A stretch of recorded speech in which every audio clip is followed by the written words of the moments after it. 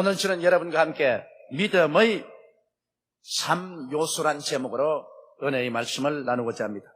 우리가 예수님을 구주로 모시드릴 때 동시에 하나님께서는 우리 각 사람에게 분량대로 믿음을 선물로 주셨습니다.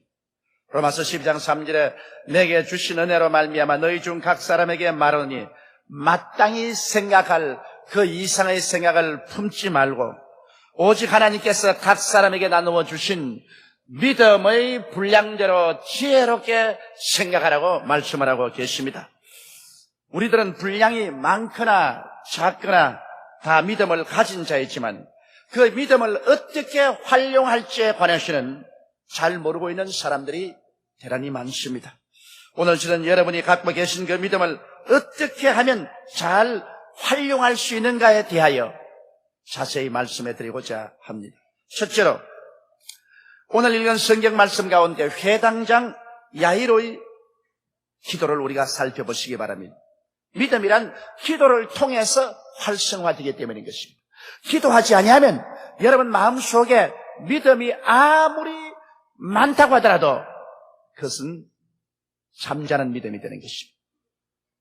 기도를 통해서 믿음은 활성화되는 것입니다. 그러므로 여기 회당장 야이로가 어떠한 태도로서 예수님께 기도했기에 예수님의 마음이 감동되었는지 그리고 회당장의 기도에 응답하였는지 그 사실을 우리가 살펴봐야 되겠습니다. 성경은 말씀하기를 회당장은 예수를 보고 발 앞에 엎드려 많이 간구하여 가로되 그렇게 말했습니다. 여기에 회당장의 기도하는 태도를 보면 예수님의 발 앞에 엎드렸다고 말한 것입니다. 여러분, 한 사람이 다른 사람 발 앞에 무릎을 꿇고 엎드린다는 것은 진실한 회개의 모습인 것입니다. 진실한 회개를 하지 아니하는데 어떻게 다른 사람 앞에 무릎을 꿇고 엎드리겠습니까? 이것은 보통 회개하는 것이 아닙니다. 이것은 자기를 타당화하는 변명하는 것이 아닙니다. 아담과 하와는 보면 하나님께서 그들 범죄했을 때 용서해주고 구원하려고 찾았음에도 불구하고 회개하지 않고 변명을 했습니다. 아담아, 네가 왜 선악과를 먹었느냐? 하나님이 내게 주신 여자가 먹으라고 하므로 먹었나이. 그는 하나님과 여자에게 책임을 전가시켜버렸습니다. 하와야, 네가 어떻게 이런 일을 하였느냐? 뱀이 나를 꿰물어 내가 선악과를 먹었나요? 한 사람도 자기가 잘못했다고 가슴을 치고 자기 스스로를 통회하고 자복하는 일을 안 하고 책임을 전가시키고 변명했습니다. 여러분, 회개란 것은 변명하는 것이 아닙니다. 하나님은 변명하는 것을 미워하시고 또한 회개라는 것은 후회하는 것 아닙니다. 내가 일을 잘못했다. 후회한다. 그런 후회가 회개가 아닙니다. 회개란 것은 자기의 잘못을 신랄하게 비난하고 통회하고 자복하는 것이 회개입니다. 그러므로 여기 회당장 야이로가 예수 그리스도의 사랑을 받게 된 것은 그는 그리스도의 발 앞에 엎드려 진실한 회개를 한 것입니다. 여러분, 오늘날 우리의 믿음이 활성화되기 위해서는 우리의 마음속의 죄악을 참으로 통회하고 자복하기 전에는 믿음이 활성화되지 않습니다. 하나님은 높은 데 계시나 마음이 깨어지고 통회하는 자의 마음을 소성하게 하기 위해서 함께 계신다고 성경은 말하고 있는 것입니다. 그 다음 이분이 예수 그리스도 앞에 무릎을 꿇고 엎드렸다는 것은 교만이 깨어지고 낮아진 태도를 말하는 것입니다. 회당장이라면 유대인 사회에서는 상당히 높은 계급입니다. 유대인 사회에서는 존경을 받는 것입니다. 그런데 유대인들이 예수 그리스도를 이단으로 낙인을 찍고 예수 그리스도와 상종도 못하게 하고 있는 그 처지에 유대인의 지도자인 회당장이 예수께 와서 무릎을 꿇고 머리를 조아려 많이 간구했다는 것을 보게 될 때 그는 교만이 깨어지고 진실로 겸손하고 낮아진 태도를 보여주는 것입니다. 우리가 교만하면 하나님께서 우리를 멀리 하시는 것입니다. 하나님은 교만한 자를 물리치시고 마음이 겸손한 자를 영접하신다고 말씀하고 있는 것입니다. 그러므로 회당장처럼 우리가 주님 앞에 무릎을 꿇고 교만을 다 던져버리고 깨어지고 진실로 낮아진 태도로 기도해야 믿음이 활성화되는 것입니다. 또한 이 회당장이 예수님 발 앞에 엎드렸다는 것은 순종과 복종의 태도인 것입니다. 나는 이제 내 뜻대로 아니하고 주님 뜻대로 살겠습니다. 나는 순종합니다. 그래서 무릎을 꿇고 그 앞에 엎드렸다는 것은 마음대로 하십시오. 뜻대로 해 주십시오. 나는 복종하겠습니다. 나는 순종과 복종을 의미하는 것입니다. 그와 같은 태도를 가지고 성경은 보니 그가 많이 간구했다고 말한 것입니다. 그냥 간단히 부탁한 것이 아닙니다. 뜨거운 기도를 한 것입니다. 그리고 물러서지 않는 그런 태도로서 근질기게 주님께 구했던 것입니다. 우리 기도는 뜨거워야 됩니다. 기도가 냉랭하고 형식적이면 하나님께서 감동하지 않습니다. 회당장처럼 뜨겁고 간절한 마음으로 기도를 드리는 것입니다. 기도에 대한 하나님의 언약을 보면 시편 91편 15절에도 제가 내게 간구하리니 내가 응답하리라. 저희 환난 때 내가 저와 함께하여 저를 건지고 영화롭게 하리라고 말씀한 것입니다. 여기에도 간절히 구하면 응답하겠다고 말한 것입니다. 에레미야서 33장 3절에도 너는 내게 부르짖어라. 내가 내게 응답하겠고 크고 비밀한 일을 내게 보여주라 했습니다. 여기에 주님께 와서 그저 냉정하게 말하라 그렇게 말하지 않습니다. 부르짖어라. 두 손을 들고 몸부림치며 눈물을 흘리며 주님께 목이 터지라고 외치면서 부르짖으라고 말하는 것입니다. 하나님은 간구하는 자를 찾으시는 것입니다.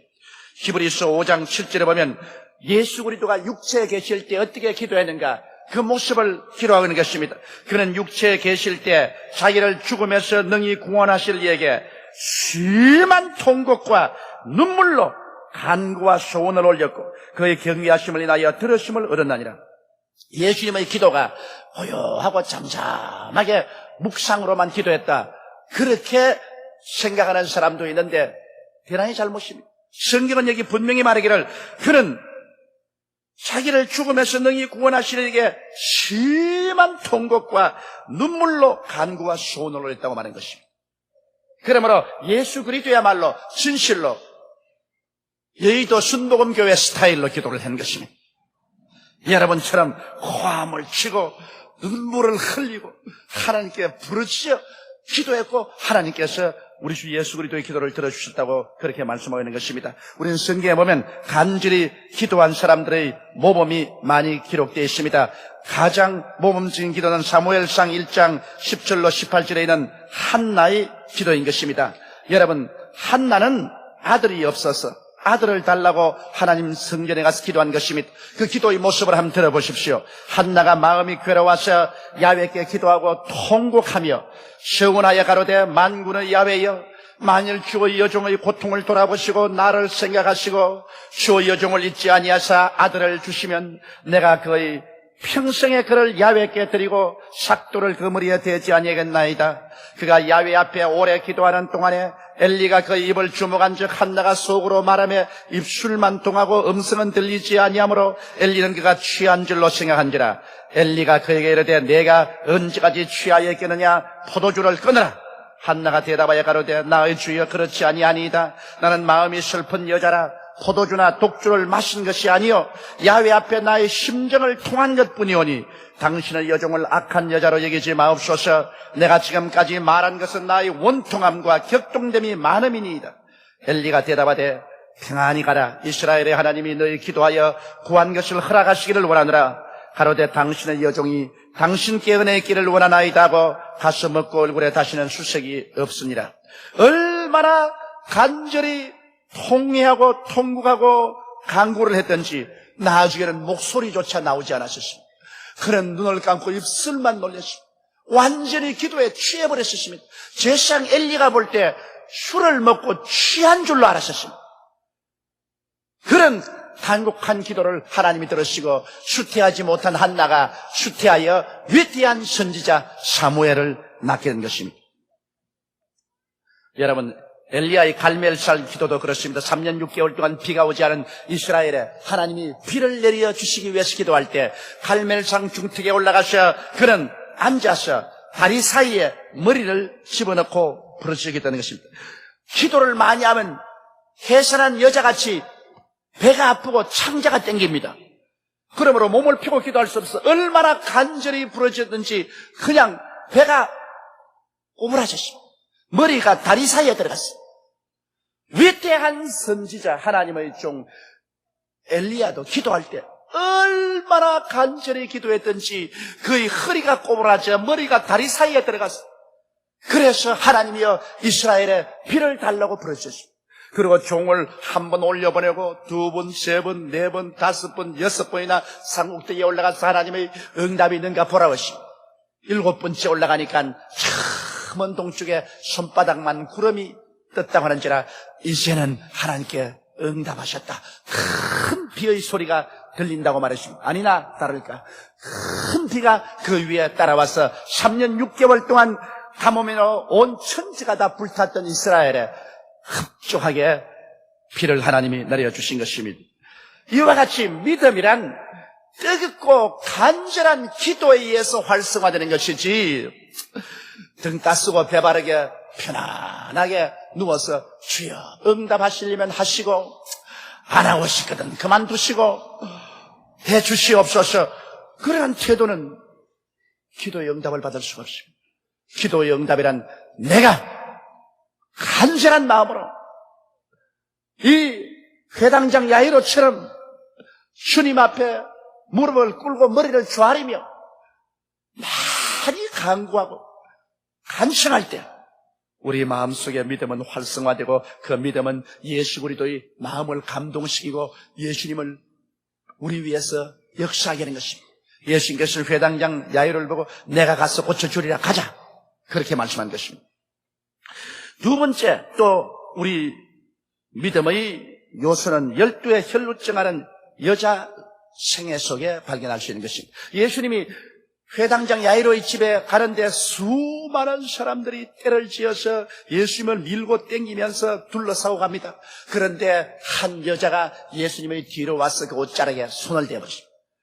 그러자 예수님이 가는 발걸음을 탁 멈추시고 뒤를 돌아보시고 누가 내 옷에 손을 대었다. 베드로와 제 아들이 말하기를 주여 무슨 말씀을 그렇게 하십니까? 지금 한두 명이 아니라 수많은 군중이 주님을 밀고 땡기고 만지고 했는데 어떤 특정인이 손을 댔다 합니까? 아니라 한 사람이 믿음으로 내게 손을 댔다. 내 속에서 능력이 그 여자에게 나갔다. 그러자 이 혈루병하는 여자가 군중 가운데서 떨면서 나와서 주여 내가 주님 옷자락에 손을 댔습니다. 주의 성령의 불이 내게 임하여 내가 12에 앓던 혈루병이 깜짝같이 나와버리고 말하셨습니다. 이 여자가 예수님 앞에 믿음의 역사를 베푸는 것은 그는 먼저 예수의 소문을 들었다는 것입니다. 예수님께서 우리 죄를 사하시고 병을 고치시고 귀신을 쫓아내시고 죽은 자를 살리시고 가난한 자에게 복음을 전한다는 소식을 들었었어요. 믿음은 들음에서 나며 들음은 그리스도의 말씀으로 말미암습니다. 막연하게 믿을 수는 없습니다. 믿을 수 있는 이유가 있어야 되는 것입니다. 하나님의 인격, 하나님의 말씀을 알아야 내가 믿을 수 있는 이유가 있지 터무니없이 믿습니다 하는 것은 그건 믿음이 아닌 것입니다. 그러므로 하나님의 뜻을 알아야 믿을 수 있는 터전이 마련되는데 이 여인은 예수께서 반드시 우리의 병을 고친다는 소문을 들었기 때문에 12해 동안 혈루병 앓으며 온 가선을 다 탕진하고 이제 죽음의 날만 기다린 그에게 마음속에 믿음이 역사하기 시작한 것입니다. 그래서 그는 그 마음속에서 꿈꾸며 생각하기를 내가 그 옷에 손을 대어도 구원을 얻으리라고 말한 것입니다.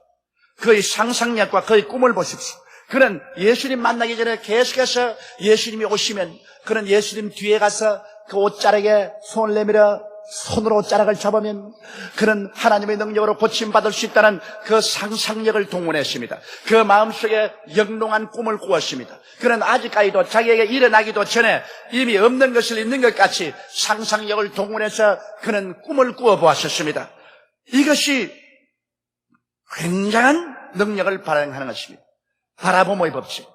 이것은 하나님의 역사를 가져오는 믿음을 활성화시키는 것입니다. 먼저 우리가 바라보고 꿈꾼 것이 믿음을 통해서 나타나게 되는 것입니다. 여러분 아브라함의 상상력을 보십시오. 아브라함의 꿈을 보십시오. 아브라함은 창세기 15장 5절 6절에 보면 그를 이끌고 밖으로 나가 가라사대 하늘을 우러러 뭇 별을 셀 수 있나 보라. 또 그에게 이르시되 내 자손이 이와 같으리라. 아브라함이 야훼를 믿으니 야훼께서 이를 그의 의로 여기시고라고 말해줍니다. 아브라함은 나이 많아서 이제 도저히 자녀를 생산할 수 없습니다. 자기도 100세에 가깝고 아내도 90세에 가까운데 이제는 자녀를 생산할 수 없습니다. 낙심했습니다. 그럴 때 하나님께서 하루 밤중에 그를 깨워 일으켜서 밖으로 데리고 와서 하늘의 별들을 헤아리라고 말한 것입니다. 아브라함은 하늘의 별들을 헤아렸습니다. 헤아리고 별들이 그의 마음에 가득하게 되었습니다. 그럴 때 하나님께서 아브라함아, 내가 본 저 별들만큼 내 자손이 많게 된다고 말한 것입니다. 아브라함에게 꿈과 상상력을 발동해서 자기의 자손이 별들처럼 많은 것을 마음속에 그리게 한 것입니다. 아브라함은 자기 상상 속에 수많은 자손들이 생긴 것을 보았었습니다. 그런 수많은 자손의 아버지가 된 자기의 모습을 꿈꾸어 보았었습니다. 그런 바라봄의 법칙을 사용했습니다. 그러자 아브라함은 불신앙 속에서 하나님의 믿음을 주셨고 그 믿음을 통해서 그는 1년 후에 아들을 낳았으니 그 이름이 이삭인 것입니다. 이처럼 여러분, 이 혈루병 앓은 여인도 주야로 예수께서 자기 곁을 지나갈 때 자기는 가서 손을 내밀어 그 옷자락에 손을 대는 자기의 모습을 상상해보고 꿈을 꾸었습니다. 그래서 나중에는 꿈인지 생신지 알 수 없을 만큼 그 속에 취해 있었습니다. 그런데 어느 날 과연 예수께서 그곳을 지나간다는 말을 듣자 말자 그는 가서 예수님의 옷자락에 손을 댔습니다. 그는 항상 꿈꾸던 것입니다. 그러자 기적이 일어난 것입니다. 여러분, 우리의 마음속에 꿈이 있고 그리고 신앙의 확실한 고백이 있으면 그 사람을 예수님은 찾아오시는 것입니다. 예수님께서 허다한 사람 두고서 오직 이 혈루병하는 여인에게만 하나님의 능력을 베푸는 것은 그는 그 마음속에 믿음을 활성화시킨 것입니다. 믿음의 활성화는 없는 것을 있는 것 같이 상상해보고 꿈꾸어보고 그리고 입술로 시인하는 때 그때 믿음이 활성화되는 것입니다. 이 여인의 신앙 고백을 보십시오. 내가 그의 옷에 손을 대어도 구원을 얻으리라고 고백했습니다. 로마서 10장 10절에 사람이 마음으로 믿어 의에 이르고 입으로 시인하여 구원에 이른다고 말한 것입니다. 그런 입으로 자꾸만 이 사실을 시인했습니다. 그래서 꿈꾸어보고 시인하고 믿음이 활성화되니까 때가 온 것입니다. 이러한 사람을 위해서 주님은 때를 만들어 주시는 것입니다. 주님과 만나고 기적이 일어나고 문제가 해결될 때를 만들어 주시는 것입니다. 이러므로 여러분의 믿음을 활성화하기 위해서는 그리스도의 말씀을 받아들이고 말씀을 쫓아 담대하게 없는 것을 있는 것 같이 꿈꾸어보는 여러분 되시기 바라는 것입니다. 상상력을 발동하고 꿈을 꾸십시오. 그래서 꿈속에서 이미 없는 것이 있는 것처럼 소유하고 입으로 강하게 시인하십시오. 이것이 여러분의 믿음을 활성화하고 주님이 여러분을 찾아와서 만나도록 만들어주시는 것입니다. 이와 같은 믿음의 준비가 있었기 때문에 예수님께서 여인 앞에 나타나시게 된 것입니다. 이와 같은 믿음의 준비가 되지 않은 많은 다른 사람들이 예수님에게 손을 대었으나 아무런 효과도 없었습니다. 셋째로 믿음의 마지막 요소는 우리가 두려워 말고 믿어야 되는 것입니다. 예수님께서 회당장 야이로와 함께 혈루병하는 여인을 고치고 난 다음에 야이로 집으로 가는데 아직 상가가 좀 떨어지는데 야이로의 집에서 통곡 소리가 진동합니다. 울음소리가 바람 따라 그들에게 들려옵니다. 그러자 그 집 종 한 사람이 통곡을 하고 울며 뛰어나오더니 티끌을 공중에 날리고 자기의 옷을 찢으면서 야이로 앞에 와서 땅에 엎드려 땅을 치고 울며 말했습니다. 회당장이여, 예수 선생님을 더 괴롭힐 필요가 없습니다. 당신의 딸이 죽었습니다. 모든 것이 끝났습니다. 야이로는 이 말을 듣자마자 무릎이 떨리고 눈이 캄캄했습니다. 창자가 녹아난 같았습니다. 입이 바싹바싹 타고 코에서 단내가 났습니다. 그런 현기증으로 말미암아 쓰러질 것 같았습니다. 그때 예수께서 뭐라고 말했습니까? 옆에 오시려면 이 사람아 두려워 말고 믿기만 하게. 기도와 응답 사이에 놓인 장애물을 우리가 알아야 됩니다. 여기에 회당장 야이로가 예수께 많이 간구해서 믿음으로 예수님을 모시고 오는데 그만 혈루병하는 여인이 예수님을 중도에서 붙잡아 놓고 시간만 안 보냈더라면 딸이 죽기 전에 집에 도착했을 것인데 그만 그 혈루병하는 여자 때문에 불청객이 들어와가지고서 시간을 끄는 바람에 자기 딸이 죽기 전에 예수님을 모시지 못했다. 이와 같은 얼마나 원망스러운 탄식이 마음속에 꽉 들어찼겠습니까? 그러나 한 가지 알아야 할 것은 기도와 응답 사이에는 항상 장애물이 놓인다는 것을 알아야 되는 것입니다. 그것은 마귀가 장애물을 갖다 놓기도 하고 우리 하나님께서 믿음을 시험해 보시기 위해서 시험의 장애물을 갖다 놓기도 하는 것입니다. 바로 이 장애물이 사망의 엄침한 꼴짝인 것입니다. 그 장애물에 부딪혀 가지고서 그만 자기가 하나님께 기도하고 구하고 믿은 사실이 산산이 다 깨어지고 기대와 희망이 사라지고 절망의 턴내를 통과하게 되는 것입니다. 반드시 여러분의 믿음은 한 번은 죽음의 턴내를 통한다는 것을 알아야 됩니다. 적은 믿음은 적은 죽음의 턴내를 통하고 큰 믿음은 큰 절망과 죽음의 턴내를 통합니다. 반드시 하나님께서는 여러분의 믿음이 진실한지 아닌지를 이 큰 시련을 통해서 시험을 해보시는 것입니다. 많은 사람의 믿음은 여기에서 박살이 나버리고 맙니다. 이곳에서 하나님을 원망하게 되고 믿음을 포기해버리고 그는 돌아섭니다. 그러나 참으로 믿음이 두터운 사람은 환난을 당하나 고난을 당하나 사나 죽거나 주님께 매달려 믿는 것입니다. 그래서 터널을 통해도 믿는 것입니다. 예수님께서 이 회당장에게 말한 것은 네 딸이 죽었다는 소문을 들었다. 맞았다. 죽었다. 그래도 믿어라. 딸이 죽었는데도 딸이 나을 것을 믿어라. 이건 정말 억적 같은 믿음인 것입니다. 이것은 무엇을 믿으라는 말입니까? 눈도 믿지 말고 귀도 믿지 말고 코도 믿지 말고 입도 믿지 말고 손의 감각도 믿지 말고 오직 죽은 자를 살리는 예수님만 믿으라는 것입니다. 그래서 사망의 엄침한 꼴짜기를 통할 때 인간의 모든 수단과 방법이 다 깨어지고 인간의 기대가 다 사라져버리고 오직 죽은 자를 살리시는 예수님만 바라보게 되는 것입니다. 그렇게 될 때 이제는 두려움조차도 주님께 맡깁니다. 살든지 죽든지 흥하든지 망하든지 성하든지 쇠하든지 주님께 다 내어 맡겨버립니다. 주여 두려움조차도 내어 맡깁니다. 오직 예수님만 바라보면 그때부터 일은 예수님이 행하시는 것입니다. 일을 행하시는 야훼, 그 일을 지어 성취하는 하나님이신 것입니다. 예수님께서는 그 집에 들어오자마자 말씀하셨습니다. 이 딸이 죽은 것이 아니라 산다. 그러자 모든 울고 선호하는 사람들이 비웃었습니다. 그러자 불신앙으로 비웃는 사람들을 예수님께서 모두 다 집 밖으로 쫓아내버리고 마는 것입니다. 주님께서는 불신앙을 청소하셨습니다. 불신앙의 분위기를 일신했었습니다.